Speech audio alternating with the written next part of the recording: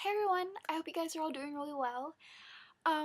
So I mentioned in my last video, I watch a lot of YouTube. Like, that's just a fact. I watched a lot of YouTube, and it's kind of inspired these vlogs. And as much as I love, like, musicians, makeup tutorials, I've been watching a lot of, like, inspirational videos lately, like, TED Talks, and recently I came across these awesome group of videos, by these young people trying to push for change in the world. And it's kind of got me thinking about what kind of message I can send, what I can do to help my viewers if they're having a tough time. Um, I'm not vanilla. Like, sorry, a bit abrupt there, but I get the feeling that people look at me and just because I wear cute sweaters and I talk kind of softly, this obviously, like, turns and makes me some, like, saintly do-gooder. And I know what you're thinking, like, oh, Cosette, I can't see you doing anything bad ever. And no offense, Papa, I know you're watching. That's not me. I'm not some innocent little woodwind creature. I'm not perfect. And I could have killed a man, and none of you would have guessed. I mean, I haven't, but I could have. Like, not my point. Anyway, what I'm trying to say is there's so much about people that we don't see sometimes. Stuff they're trying to hide, stuff they're going through, and it could be anything from something giant and terrible to something small, but it still affects people the same way. Just, everyone reaches a point, you know? Where it feels like the world's abandoned you, you're all alone. Like, why should you even try to get out of that life? There's no point, you're stuck. Sorry. What I'm trying to say is you have to start somewhere, you know?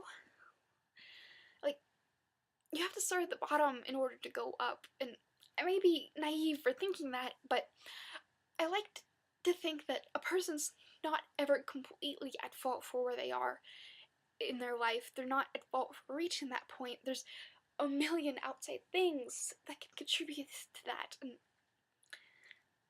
what I'm going to talk about, what I'm trying to say, there's a speaker who visited my campus earlier this week, and they talked about how to get through things in life, how to get through tough problems in, like, work, school, anything really.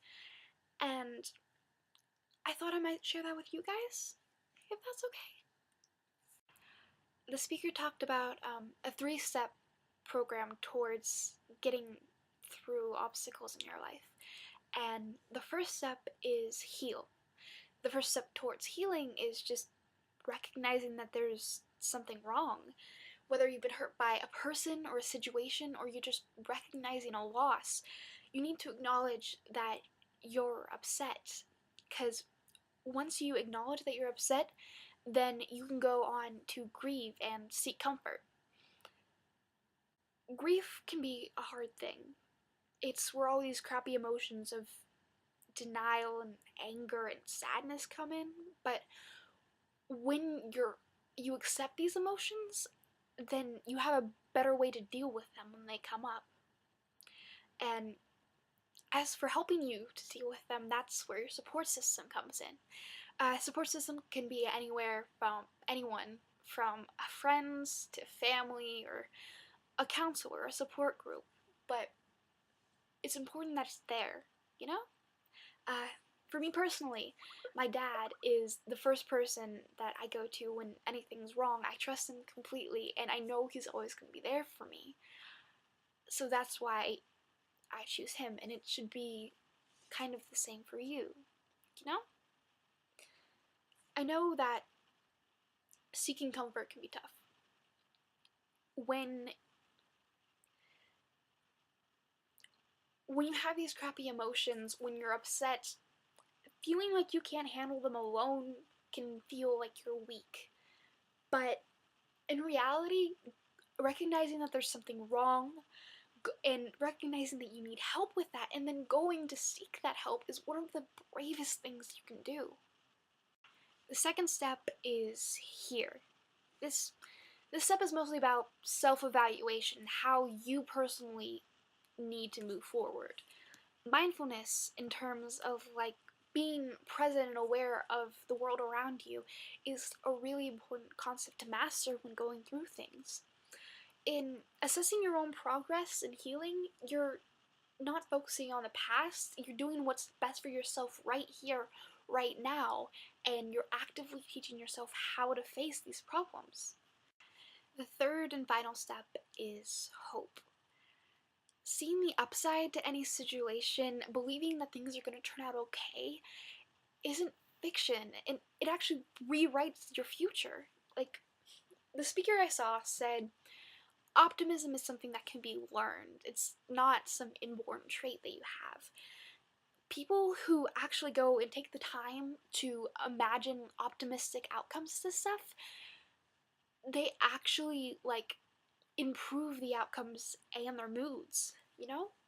And just no one's stuck with hopelessness. No one's stuck with pessimism. Oh, like one way to get to this, what the speaker said was going out and helping people, because not like kindness to others doesn't only just help people, it unleashes endorphins and temporarily just shifts your focus away from your problems right now. And most importantly, it proves that there's goodness in the world. It proves that there's goodness because you are making that goodness right here, right now. And that's kind of amazing. I just, I hope that's helpful to some of you. I hope like I did something good with this. If if any of you need help, there's a link to my Tumblr down there, and just contact me anytime. I'm happy to help. And chin up, you guys. Happy holidays. I'll see you all soon.